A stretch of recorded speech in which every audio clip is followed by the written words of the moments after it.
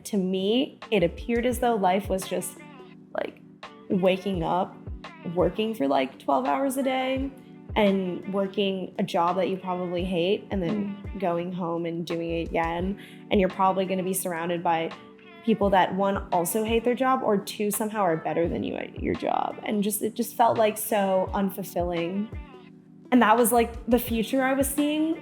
But on top of that, I had no idea what that job was going to be either, unless I decided to be a doctor, in which case, I don't know, I guess I would be happy at like 30 when I became a doctor. It's a long time to be miserable, right? Yeah, but I think at that point in my life, I was really in the camp of like, you're supposed to be miserable. Like, a large part of me was like, oh, if you're sad and you like hate what you're doing, like you're doing the right thing.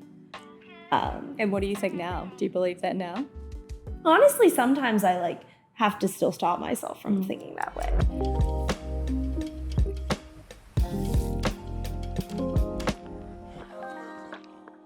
Welcome to the Bountiful Podcast, where we explore what it means to live a bountiful life. Today, we have the pleasure of welcoming Allison Chen, a talented pastry chef and content creator whose culinary journey and passion for baking inspire her 900,000 followers daily. I came across Allison online and was immediately drawn to her videos. She shares the experience of running a restaurant out of her college apartment with two friends, serving an 8-course tasting menu to fellow students every Saturday night, mostly for fun. We both share a deep passion for food and the way it connects people. What stands out to me about Allison is that despite her young age, she's already achieved so much, spending 8 months at a French pastry school, nearly completing a university degree and building quite a large following. But what really resonates is her honesty about the times when she felt lost and uncertain about her path. I think she's an inspiration for anyone looking to follow their dreams, to make a change when things aren't quite going right. So I thought it would be fitting to have her on the Bountiful Podcast to talk about all of this in an episode centered around marching to the beat of your own drum. Allison, welcome to the Bountiful Podcast. Thanks for having me. I should steal that bio for my own purposes. You're welcome to it. I saw you having a chuckle. Yeah, no, I think it's always nicer when other people write my bios than when I do it myself. So thank you for being here. Obviously, I watched some of your videos, but totally. Tell me about you. Yeah, I mean, I think that pretty much covers most of it, but I did, in fact, graduate. Congrats. Thank you. I feel like it was a long time coming, or maybe even not coming. We were really close to not making that happen at some point, too. What did you graduate with? Oh, yeah, that's a great question. So as it stands on whatever official university documents I have, I graduated as a visual media studies major with a computer science minor. Don't ask me what that means. I don't really entirely know either, but it's changed so many times that like I'm just happy that it's over with.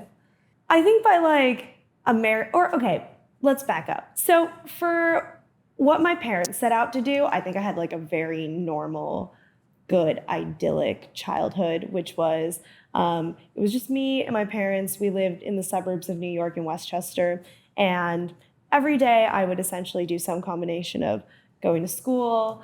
I used to be a pre-professional dancer, so I would do ballet for 3 hours, and then I would go home and do homework, and then sort of rinse and repeat that for many, many years. I think that's what happened anyways. And then from there, I, of course, was studying really hard and got into college. So I went to Duke University. Someone finds that impressive somewhere, I guess. And from there, that's, I think, where everything started to go, quote unquote, wrong. I, going into it, had no idea what I actually wanted to do with my life because all I had really done was school and ballet. So the actual like professional options for me like weren't really something that I like explored. So I got to school and I was like, okay, well, I think everyone else is going to be a doctor. And I think that would make my parents happy. And I think that would make everyone happy. So I'm just going to be a doctor. And that's where the whole neuroscience thing came in. I think it's a pretty canon event. I've met a lot of people who have started off saying that and claiming that they're going to be pre-med and eventually become a doctor. And I mean, very few actually end up following through with that. So that's what I tried to do anyways for a while. I love that. Did no aspirations to be a professional dancer? No, not really. I don't think that life is for me. I also found it like pretty repetitive and lacked a bit of creativity, honestly. You're sort of working to the standards and sort of like the aesthetics of like other people. And so I just also knew it wasn't a really good long-term option because most of them retire by like 30 as well. So I did competitive Latin and ballroom dancing, but that is like very really creative compared to ballet, I think. Really? Yeah. Did you make your own choreographies? We did, and we did a lot of our moves. I actually interviewed a friend of mine that's like a bartender in bar. He runs a rum business now, but we did Latin and ballroom dancing together, and same thing, 3 hours a day, 6 days a week, like for years and years and years. Yeah. But wait, in like school? So like no, we did it like there was a studio down the road from my school anyway. So yeah. So it gets pretty intense.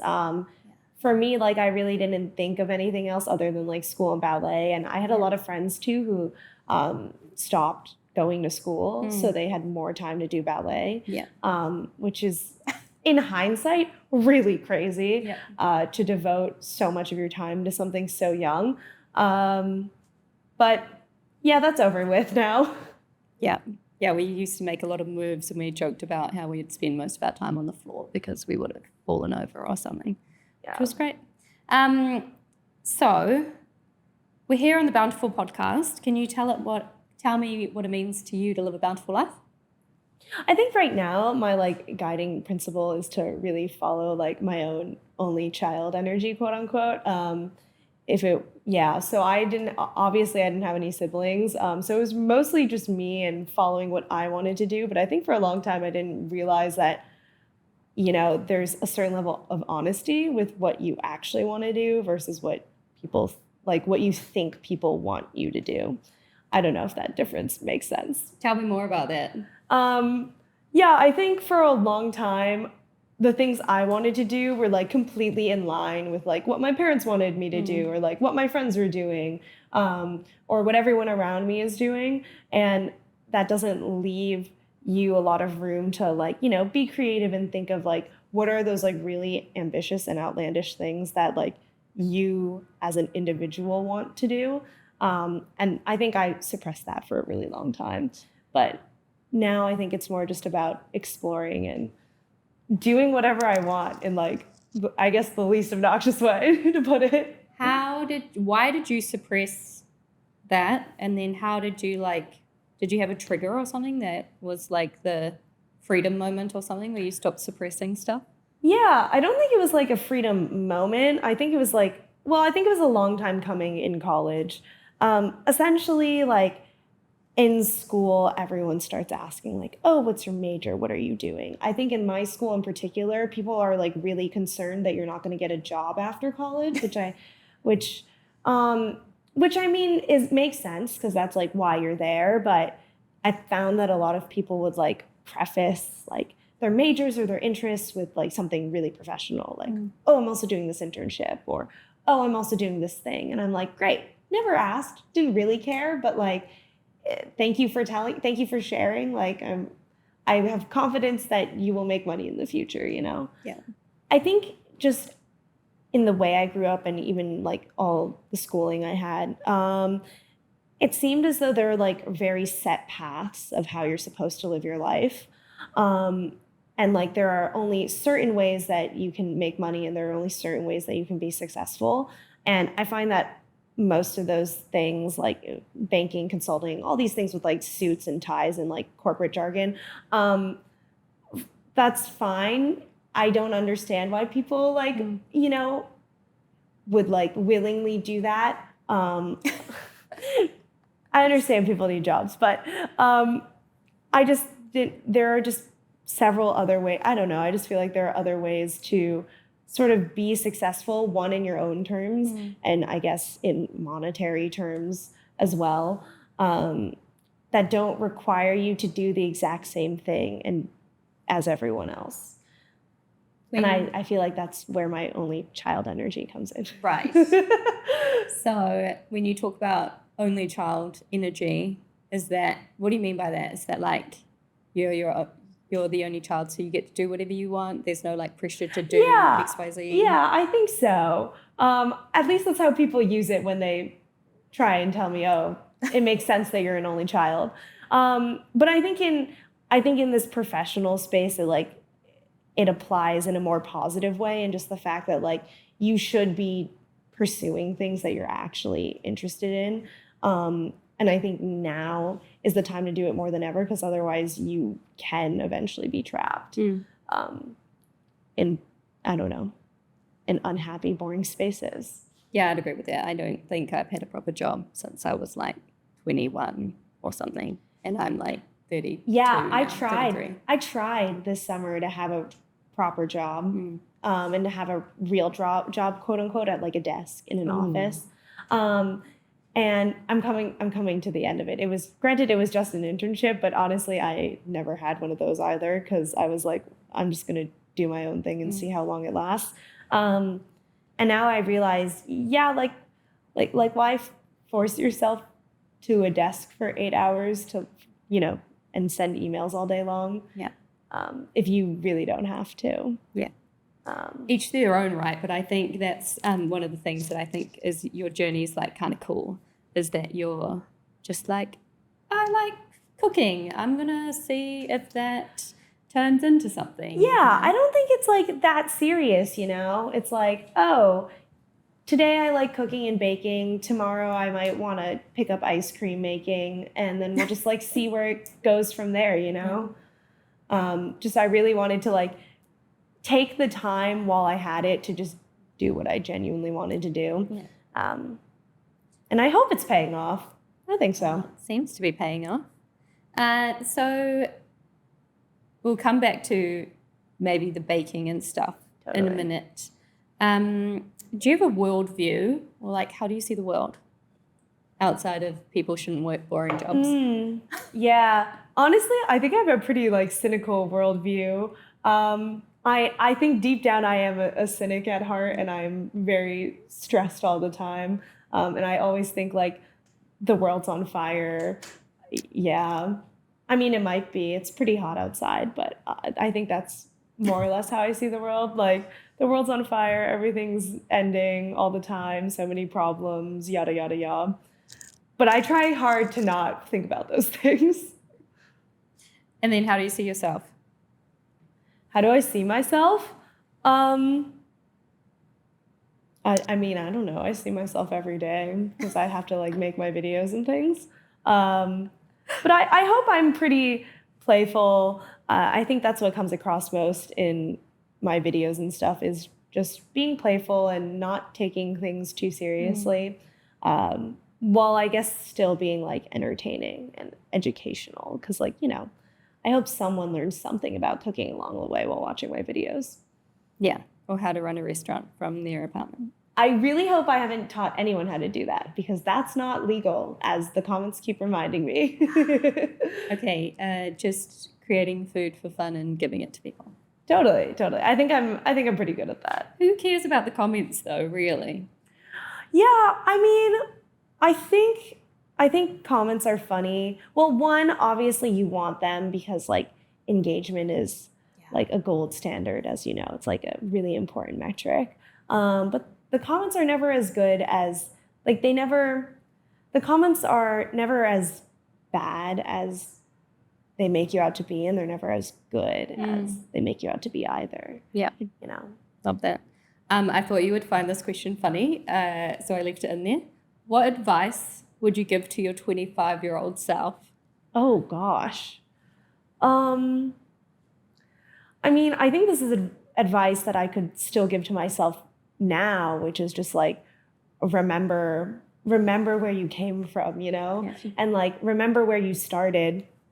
I think like I think everyone has the problem of like being on like the hedonic treadmill in a way where like your new baseline happiness is like affected by, I don't know, how successful you are.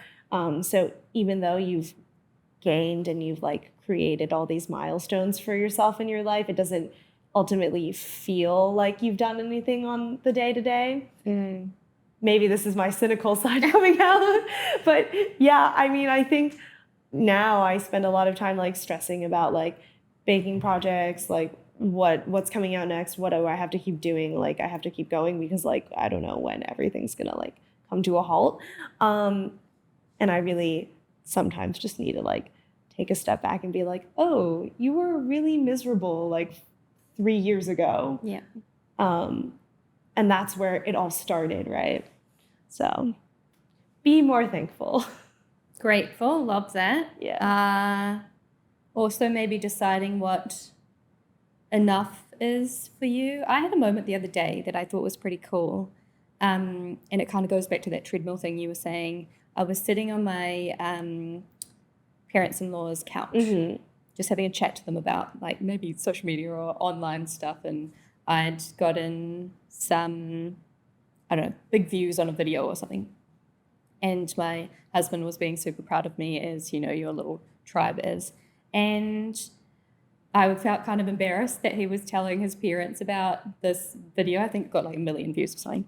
That's great. And then I just remember like sitting there cross-legged and being like, it doesn't matter. What matters is like being able to be relatable with the people that I care about. And I was like, that's cool. Kind of always want to sink into that energy of just like being where I am and being able to like relate and talk to anyone. Yeah, and sort of like cherishing the good stuff instead of just like wiping it under the rug and like continuing to go. Yeah. I think I probably do that more often than not. Yeah. You've got a lot to be proud of. Well, yeah, but like I said, I don't know, on a daily basis, it doesn't feel like that. That's because you're in the grind. Yeah. Yeah, highs and lows. So that one was funny because obviously you're not 25. I'm like, what would you say to your 25-year-old self given you're not 25 yet? It's like, quite funny. I mean, I guess that's the only thing I know how to say, because who knows what's going to happen at 25. I'm about to turn 22. Yeah. So I have like 3 more years. And I don't know, I haven't really lived that much life as like a proper adult. Yeah. So who knows? Maybe it's like, don't get the dog yet, or Yeah, no, don't do that. They're a lot of work. oh, okay. Yeah. So maybe don't get the dog is also a good piece of advice. But No offense to any dog owners out there. So let's talk a little bit about how you got into baking, what inspired your passion for food, and like how you decided to stop doing neuroscience and where that like decision to go to pastry school kind of came from. yeah, I would like to preface that like when I say I studied neuroscience, I genuinely don't even think I like declared the major, nor did I really take a class. I think that was just the plan. Yeah. Or like it seemed like a good plan anyways at the time. But yeah, my love for cooking I think is just sort of innate at this point because I started cooking so young. My parents are really into cooking as well. I think that might just be like a cultural thing, but we've been cooking together since I was young, or when we didn't have time because both of them work, like on the weekends at the very least. There are photos of me when I'm like 3 with like a paring knife, like chopping up vegetables and stuff. So like they fully trusted me to at least participate in the action. And yeah, because they also worked a lot, you know, I was left to my own devices and I also watched a lot of TV. So I watched a ton of Food Network. I basically only watched cooking and baking shows. And I probably just had like a really massive sweet tooth. So like it was always just baking for me because like that's the easiest way to like curb your sugar addiction is just with my own baked goods. So I've been baking for years and years and years, probably since I was like 2 or 3. And I just like continued it as I got older. In middle school and high school, I did like the classic thing of like running a bake sale. to raise money for God knows what. Yeah. But I would do that, and I would bring in like dozens of cupcakes and cookies. Got into bread making briefly, and then really, really a whole production. Yeah. And in college, I think that's where I stopped cooking as much, just because one, it was COVID, so who wants to share food with me? And two, there just wasn't any like kitchen space for me to use.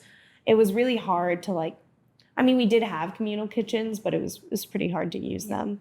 So you were at Duke during COVID. Yeah, I was, which might have contributed to my misery. Yeah. But I think it was a whole lot of things at once. And I also think just like, it was hard to do the things that I like found peaceful, and hard to have those hobbies like baking when you're in a dorm with like 50 other people. So I never lived a full college experience. I did my entire Really? degree by distance learning. Yeah. whoa. Like before it was cool to do that.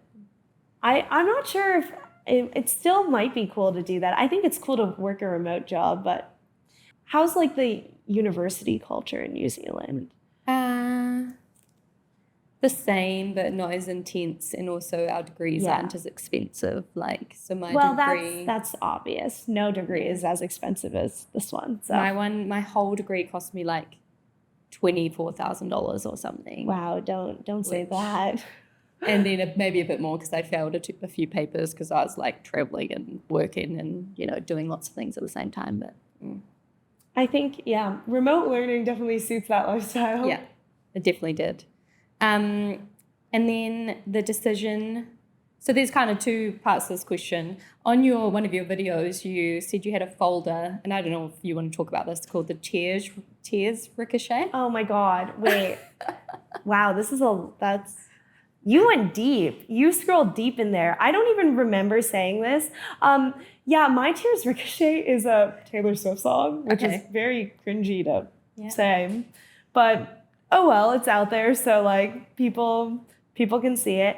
In college, I had a folder, like a journal. I think I had like a journal basically of like every time I cried, which I don't even think is an accurate representation of how many times I cried during college, because I probably cried at least like every other day for a while. I was really miserable for like a few years, probably not even during college, even before as well. And I did have a folder of like every time I cried. Oh, it was a photo album. Yeah. It was a photo album of all the times I cried. I would like snap a little selfie every time I was like sad. What was making you so sad, if I can ask? Yeah, I mean, I don't think it was like anything particularly external. I just think I felt really hopeless, to put it dramatically, just because I felt like I was having an existential crisis about like what is life. And to me, it appeared as though life was just like waking up, working for like 12 hours a day, and working a job that you probably hate, and then going home and doing it again. And you're probably going to be surrounded by people that, one, also hate their job, or two, somehow are better than you at your job. And it just felt like so unfulfilling. And that was like the future I was seeing.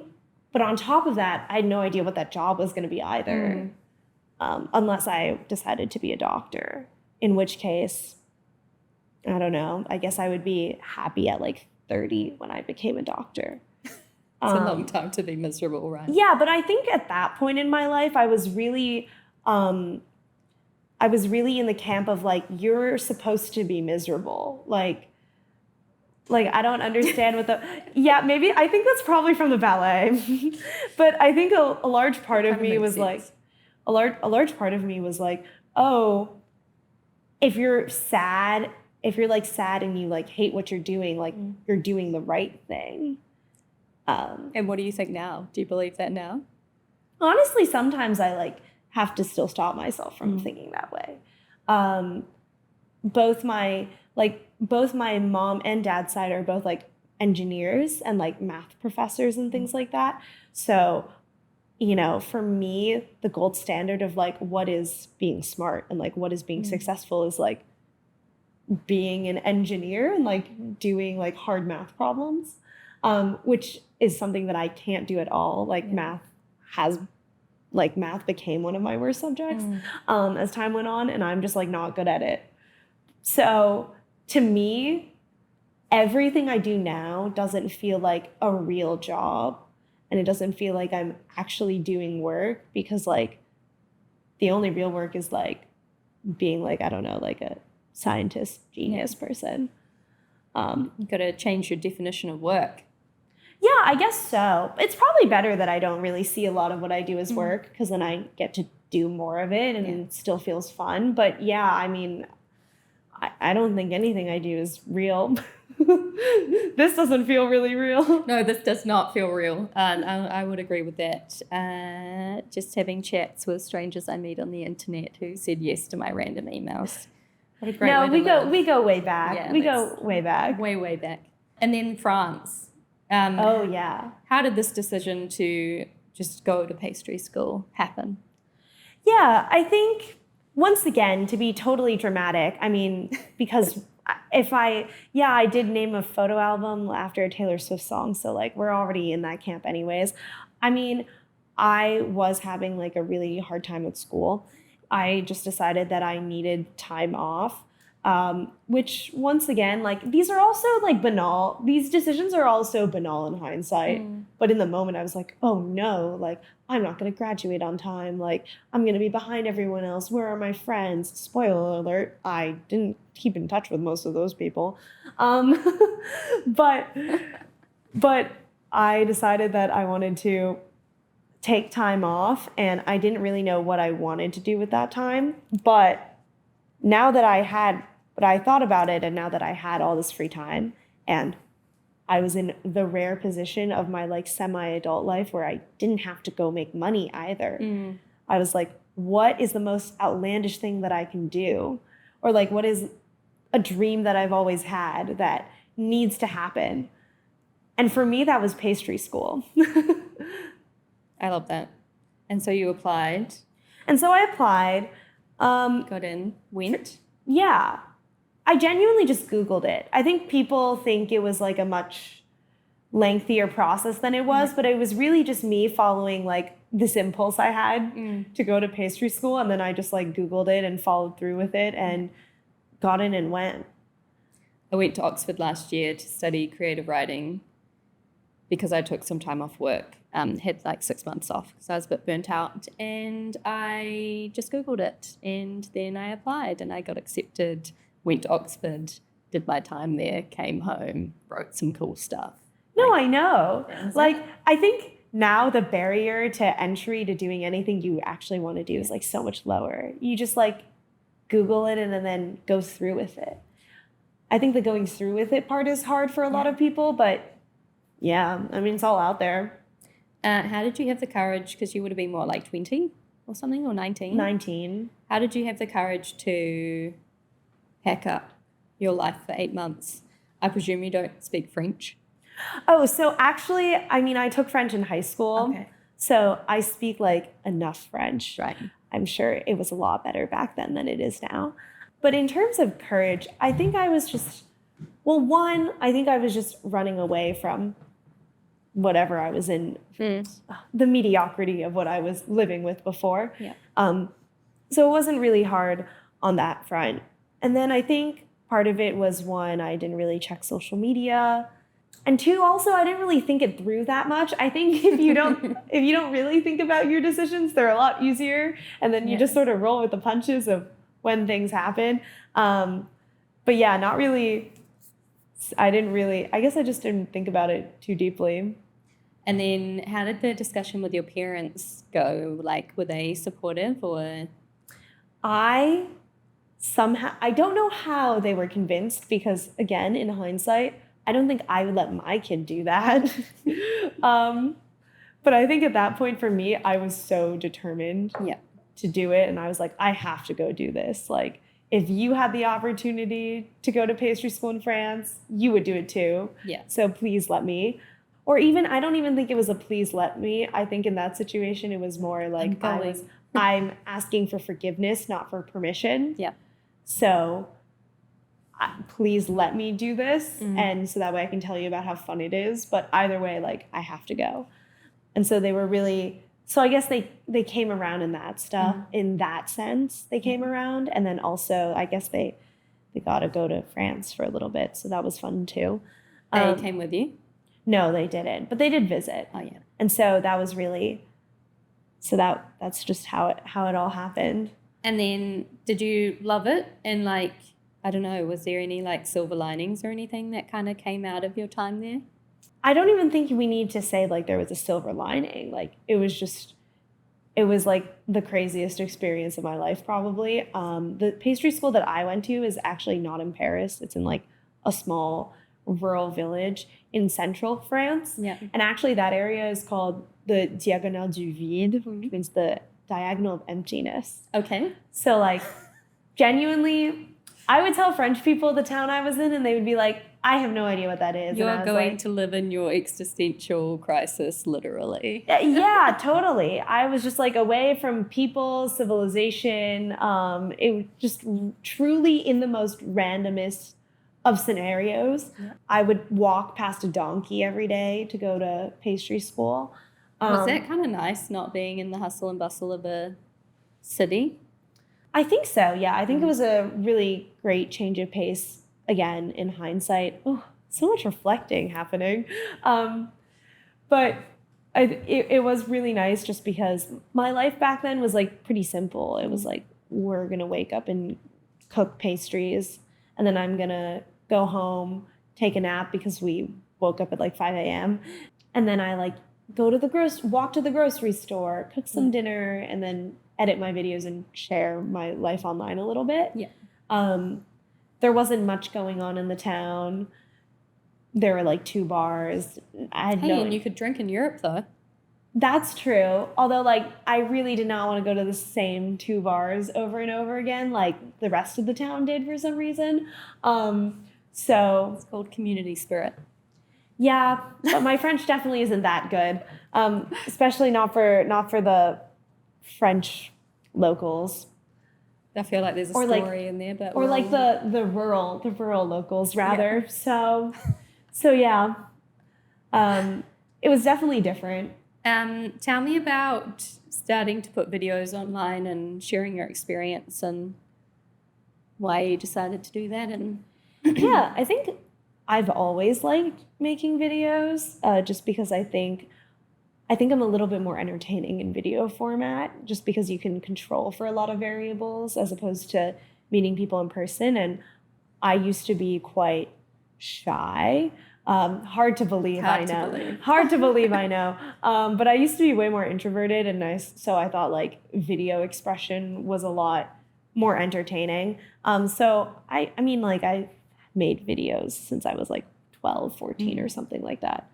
I knew that before I went to pastry school, I knew that I kind of wanted to start some sort of social media around it.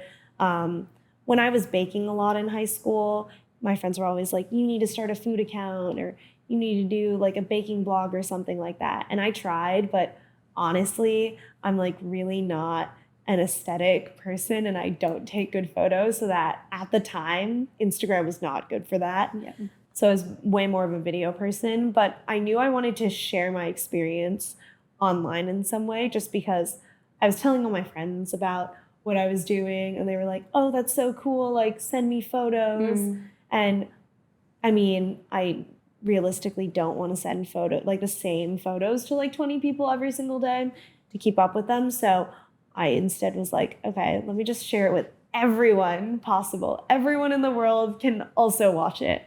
And I mean, I also had never, when I was Googling this experience, at the time, I didn't really see many other people specifically going to pastry school. Yeah. I watched a couple of YouTube videos about people's experiences, but there wasn't really anything on the actual schools themselves, particularly in France, obviously, just because everyone there speaks French. So there are not many English speaking videos there too. Yeah. So then I was like, okay, I'm gonna document it, I think it's cool. My friends think it's cool. I'm sure someone else will think it's cool. And I guess someone else did, or many hundreds of thousands of other people also thought it was cool. So that's how it started. And then obviously with all social media, you know, you're just on like some dopamine addiction train. So I made like I think my 4th video about pastry school went like baby viral at the time. And so I was like, okay, I got to keep doing this. I got to keep it going. And then I did. And here we are. Yeah. And then it got me to really random places like this podcast studio. Which is a psychologist's office in We can call it a Midtown. podcast studio, but yeah, like got me to a random psych office in Midtown. So yeah. With a New Zealander. Yeah. Even more With wild. someone who flew like all the way across the world for some reason to come talk to me, like really weird stuff. Love it. Living our best lives. What is it like having so many followers? And like, do you have moments where you're like wild and weird and like cool, but like this is so bizarre? Well, like I said, I think the hedonic treadmill really plays into this because now, I mean, I don't think I have a lot of followers. I think I look at people that have more followers than me and I'm like, yeah, they have a lot of followers. I don't. Yeah. And I also think sort of the beauty of like social media fame is the fact that like you're not actually famous, but like some people find you like respectable and admirable. It's like a very weird mix because it's sort of like if you know, you know. Yeah. And most people don't know because quite frankly, I think I have people from like all over the world that watch. And so I don't think there are actually that many people like in New York who are like specifically into French pastry that are like watching me and like looking out for me on the street. So I don't think it really translates into my real life, which I actually think is quite nice. Yeah.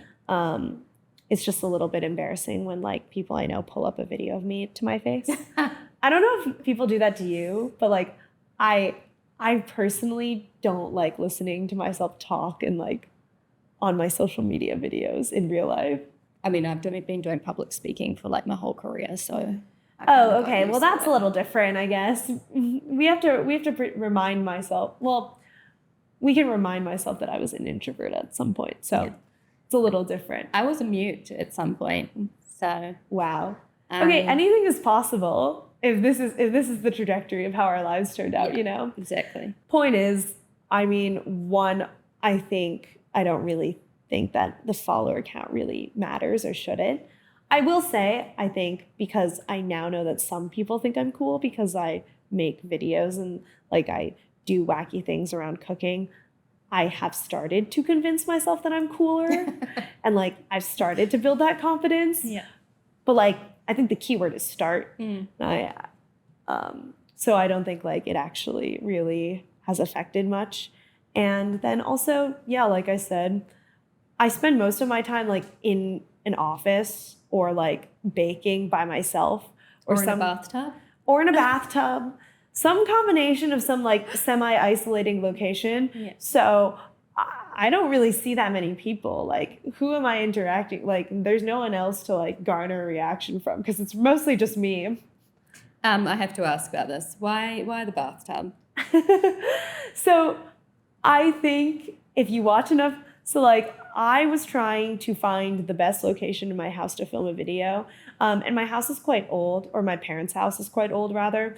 And honestly, it's kind of ugly. Like it just doesn't look that good on camera.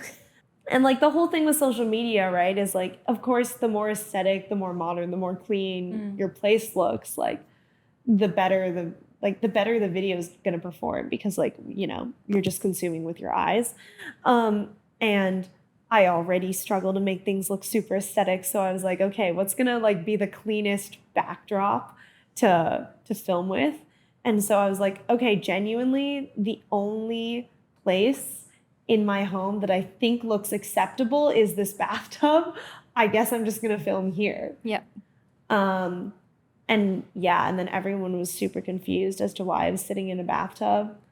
And I guess honestly, like there is no rhyme or reason to it. It's just I think like, they kind of what I took from it. I was like, she in like a dorm and there's no privacy. So then like the bath is the only place where there's privacy, or like you're quite playful in all of your videos and stuff. So I'm like, are you just kind of taking the piss? Like that's a Kiwi term. Sorry, I don't know.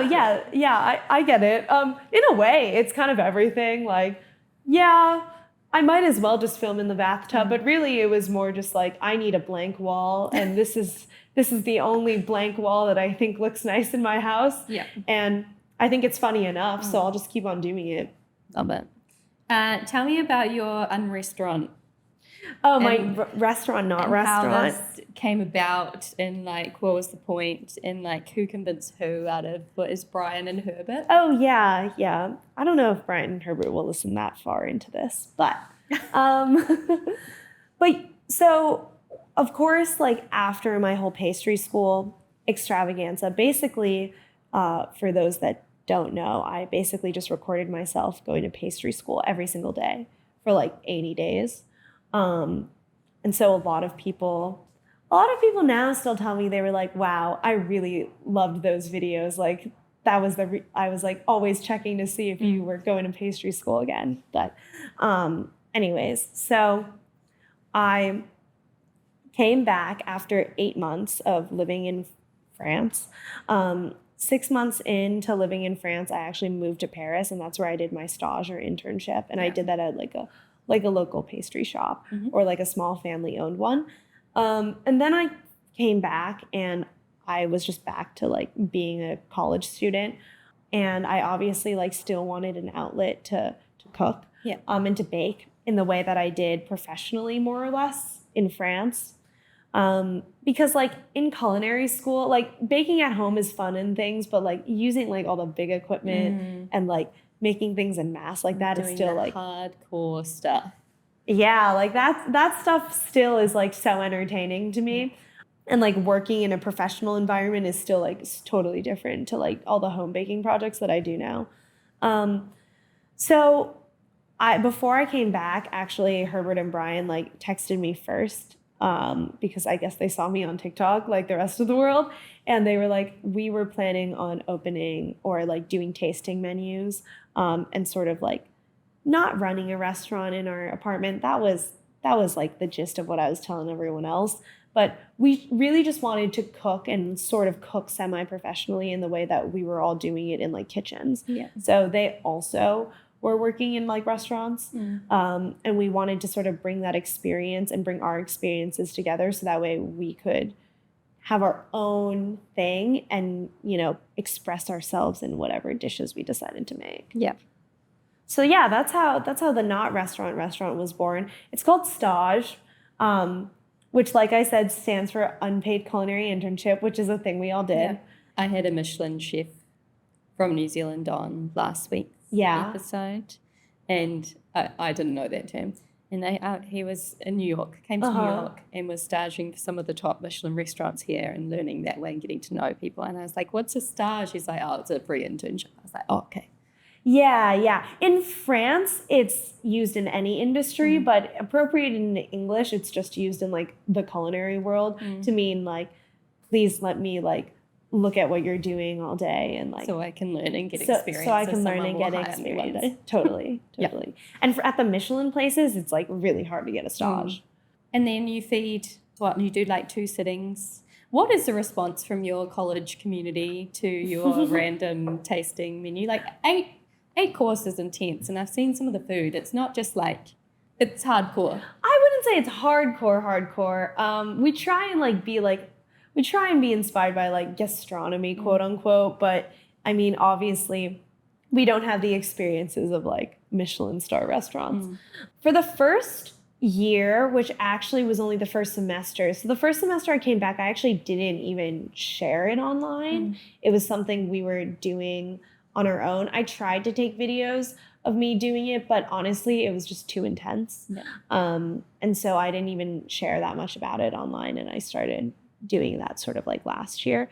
But it was really like a word of mouth thing. I don't know. I think it was pretty easy to promote because we were just like, hey, here's this like relatively affordable tasting menu, run out of our apartment, and it's 8 courses. You'll probably never eat something like this again, and it was made by us 3 idiots, so like you should come. Yeah. And I just think the word of mouth was there because everyone is in the same space, and then I think it grew and grew, and I think now there are a lot of people that don't know like who specifically does the restaurant, but they've heard about it, and I think that's pretty cool. Yeah.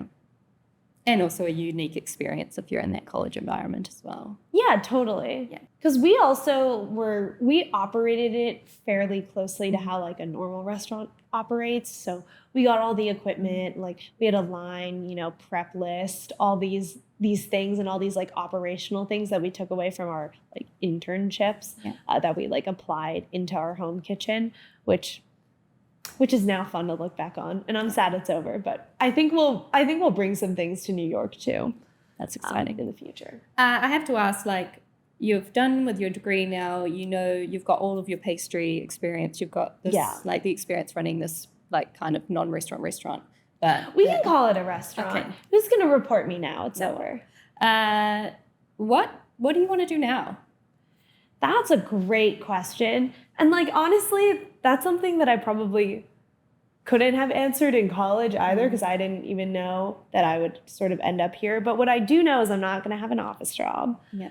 The elephant in the room is like, content does make a lot of money. So like I have enough to, sustain myself off of that. But mainly as a result of having an income from that, I just want to do more baking and cooking projects. So wow, I sound like those annoying YouTubers, but like not gonna say too much, but I have a couple secret projects in the works. Yeah.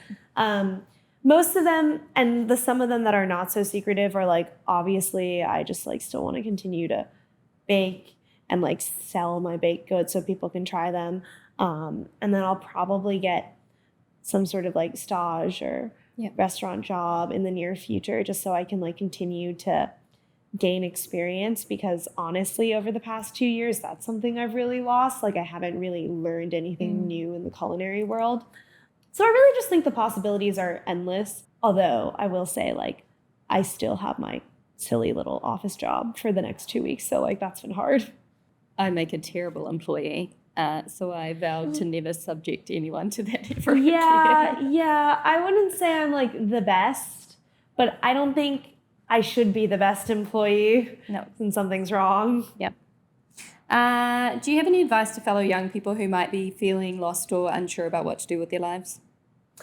I mean, I think everyone is perpetually unsure what they're doing with their life, and like I think that's the point. So I think, like I keep saying, and I hope this also like comes across in my content too, it's just not that serious. Like if we treat everything as something that's not that serious, then one, you do feel better about it on the day-to-day, and two, like it just allows you to be more like creative and like silly with it. I guess that's what I normally say, but it really just allows you to be more ambitious and like creative with like your goals or whatever you're doing. Because like, for instance, this Saturday I'm selling ice cream cookie sandwiches, and I was just like, I guess I want to sell, like, I just want to sell ice cream cookie sandwiches, so I'm just going to go make it happen. Yeah. I think we get stuck in like the thinking too hard about if we're going to pursue things. Like episode title, don't think, just do. Yeah, no, genuinely. I don't think that works for everyone, but works for you. Yeah. As I said at the start, there's sort of a theme of like marching to the beat of your own drum in your story, which is really cool. How do you sort of, I don't know if you know the answer to this question, but how do you aim to stay true to yourself and your passions, even when it's like not necessarily the easiest path? Yeah, I think, I mean, like I said, I'm pretty cynical, so I like think a lot, think too much, I think, on a daily basis, which makes it kind of hard to sometimes to get work done or to do these creative things, because I get really stressed and nervous about it. I think taking a moment to pause every now and then and to actually think about what you're doing and how you're doing it is really important. And I've done that a couple times. I think that's why I have this office job right now, because I came to the conclusion that maybe cooking wasn't for me. And then I obviously said never mind really quickly. But I think being able to course correct and reflect on if you're actually enjoying what you're doing like pretty frequently is really important. And that also allows you to sort of think and be honest with yourself of, am I doing what I actually genuinely want to do? Or am I just doing it because everyone else is doing it? Or my parents really want me to do it or something like that. I like subscribing to the mantra, I don't really like mantras, they're a bit cheesy, but the mantra of like asking yourself, does it excite you right now or still? If the answer is yes, then keep going. If the answer is no, then stop and go, why? And then if you can like course correct back to exciting, then keep going. If the answer is still like a double no, then like just change. I like the flow chart. But yeah, I think we get stuck a lot in the I hate this, but like we're supposed to hate what we do with our lives, which is just not the case. Yeah. Where do you get inspiration from? In terms of like baking or just life? Yeah, both maybe. Baking, honestly, it's probably a lot of social media. I think my entire like Instagram is just covered in baked goods left, right, and center. That's how we normally come up with our dishes and stuff, is we just like scroll through Instagram, or we have like a flavor idea in mind. So we like continue to think about that through looking at photos, looking at recipes, stuff like that. I will say, like, there's obviously like 10,000 more things on the internet than what I have time to bake on a daily basis. So like a very curated selection of recipes from the internet actually makes it in my kitchen. Yeah. But that's probably like the easiest way to get inspiration for that kind of stuff. In terms of like social media, I watch like a lot of movies. And I guess I also consume a lot of social media, but like it's hard to not just like consume it as brain rot. So we have many screen timers going to try and limit it. It doesn't work though. And brain rot, I like that. Yeah. And then in terms of life, I think a pep talk every now and then is pretty good. Like self pep talk or no, like with other people. Yeah. I do have a couple people that are either doing a similar thing to me, or like they're also content creators, or like they're entrepreneurs and, you know, they set their own hours, probably work too much, have a sort of quote unquote similar lifestyle. And I think it's really helpful and reassuring to hear from them that what you're doing is like quote unquote correct and can be correct. Maybe it's an echo chamber though. I don't know. I find, obviously not on your level, I just started and you've got way more followers, but I find like the content creator thing just like, it's a roller coaster, right? You're like, this is the greatest thing in the world. This is so cool. Yeah. And then you're like, oh my God, why am I doing this? What is the point? This is so great. This is terrible. This is great. This is terrible. Yeah, it's really polarizing. The highs are high and the lows are low. Yeah. Everyone that I know in content says that. Yeah. And it's really about being able to like ride all of them. Yeah. And like be kind of even keeled through the whole thing, I think is probably the best way to do it. But it's hard. Everything's hard. So, I mean, yeah, just pick something hard and do it, you know? What do they say? It's super cheesy, but like the struggle it's like pick the struggle that you can tolerate the most. Yeah, that one. Yeah. And so yeah, this one I think I've found that I really enjoy. Love that. Is there anything outside of baking that brings you joy? Nothing as like concrete. I get asked this question a lot, like, oh, do you do anything besides like baking? Like, do you have any other hobbies? And I'm honestly like, no. I like eating. Does that count? It sure does. We're going to do a quick fire round soon, but I had one more question around your parents. What I kind of want to know is like, to parents watching you, parents watching you, looking at your life, being like, wow, okay, kind of like high achiever, bit lost, found a pathway, kind of worked out for you. What would you say to those parents who then want to help their kids kind of wayfind a little bit to like maybe not be, I think as a parent it'd be pretty challenging to watch your kid be like sad. And so like what conversations would you encourage them to have with their kids, or how to help them, I guess? Like, I think as a parent, it would, one, be really hard to like see your kid be sad and like suffer. And two, then have to deal with the fact that all they want to do is really bake and like have that be their career, or have that be their like main interest. Just because I'm sure like a lot of them want them to like be in a really stable field of some kind. But I think at some point, maybe this is less advice for parents and it's just like life advice. You have to understand that they're like their own person. They're at some point no longer like just your kid. They're also like their own person. Yeah. And I feel like, one, having the confidence, actually, I think mainly it's just like having giving them the confidence to like make their own decision. Yeah. I think that is probably the most reassuring thing, is just like, I believe that you can figure it out eventually. Yeah. Because for me, it took a couple of years to get to a point where I'm like, oh, okay, maybe this is my job and like this is what I'm supposed to do. Yeah. But that was like a process, and they had to like suffer along with me. Yeah. Through the whole thing. So the advice is have faith. Have faith. Build them up. Yeah, have faith in your kids. In the suffering pit with them, so they don't feel alone. Yeah, I guess maybe that's not the best advice, but who knows? I'm sure great. There's better parents out there than me. Okay, quick fire round. Okay, I'm ready. I bet you are. I get panicked when I don't have time to think about things. Okay, you're doing fine. Great even. What, in your opinion, is the most underrated fruit or vegetable, and how do you like to have it? No, because I like so many fruits and vegetables. Choose a vegetable and a fruit. Oh, can I just choose my favorite ones? I don't know if they're underrated. Sure. Okay. Oh, I think for fruit, Asian pears. Okay, yeah.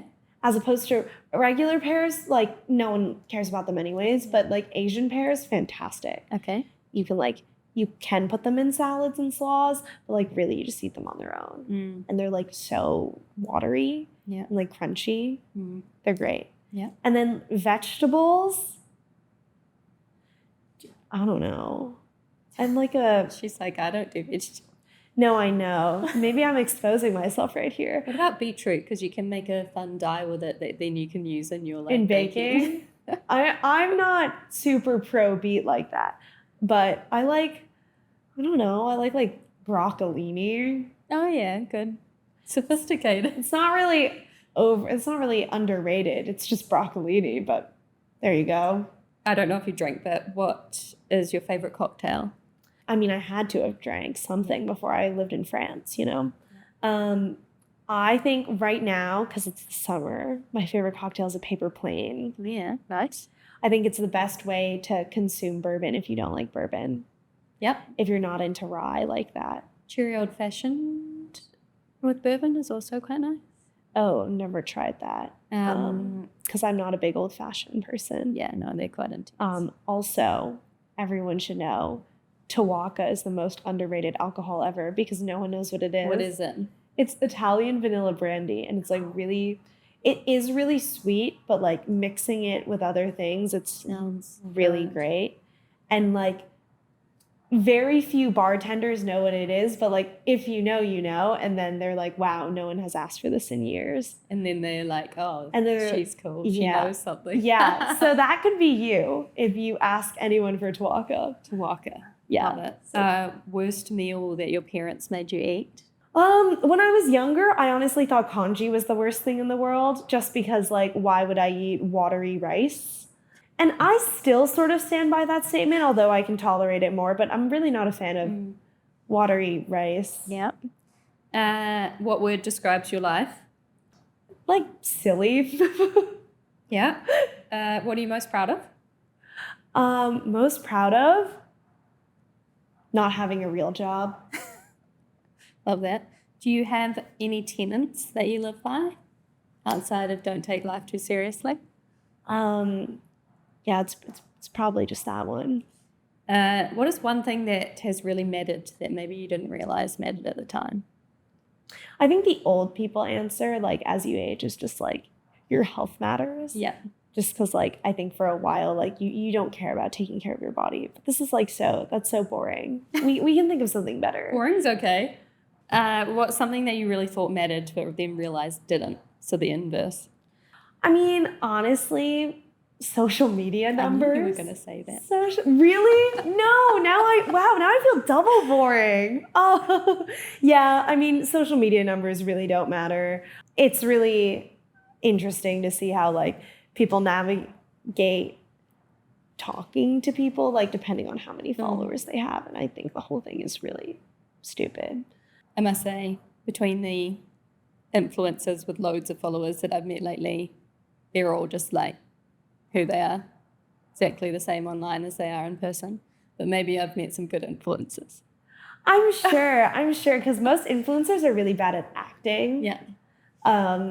So, like, it's more or less an authentic portrayal of yourself, just like sort of like it's like a portrait of yourself and like a slice of how you are in real life. But yeah, I just am who I am, you know. My last question is there anything that you would like to say to your followers that they, like, don't know about you or that they might not find online? I noticed you don't have a website. So, well, yeah. I do have a website. It's actually my recipe website. So you can find all my recipes there. Yeah. We covered the ballet, which I do think is like a pretty secretive thing. Although sometimes I do wear this like ballet t-shirt. So everyone that does ballet very seriously knows that that's an insider t-shirt. So you can only get them in Russia. Yeah. But besides that, like, yeah, I hope I'm a pretty open book. Oh, I mean, well, if we're being really candid and honest, I'm sure people have figured this out by now, but like most of the time, my videos are really pre-recorded. Like I mentioned, right now I do have an office job. There's no mention of that anywhere. Yeah. And I sort of like to keep my baking personality like separate from what's actually going on in my life. I'm sure that's going to get harder as I just spend more and more time doing this, but they're a little bit different and curated differently. Yeah. So, Allison, thank you for sharing your journey and thanks experience. for having me, and thanks for letting me like blabber on about my life. Love it. For our listeners eager to follow her journey and culinary adventures, which I highly recommend, they're very entertaining, we'll include all of the relevant links in the show notes. And if today's episode resonated with you or left you inspired, don't forget to follow and subscribe, which we love saying, for more enriching conversations. Our season is filled with extraordinary guests from diverse backgrounds, all contributing to our exploration of what it truly means to live a bountiful life. Goodbye, and thank you for joining me. Thanks for having me. So fun. Great. Bye. We can do like a little. That's still recording. Okay, just like a little blooper, you know. But yeah, when I was going to pastry school, this American couple came to me and they wanted to chat about what the school was like, and they actually came and visited before, which was crazy because I was like, yeah, I guess maybe a smarter person would have visited the school before deciding to move to rural France by themselves. But anyways, they both worked in tech in SF, and they were telling me that, yeah, you might as well do what you want to do, because it's either that or you're going to spend all the money you make trying to do what you want to do or getting therapy to try and fix the fact that you don't want to do what you want to do. So it's either do what you like or spend all your money trying to fix your problems.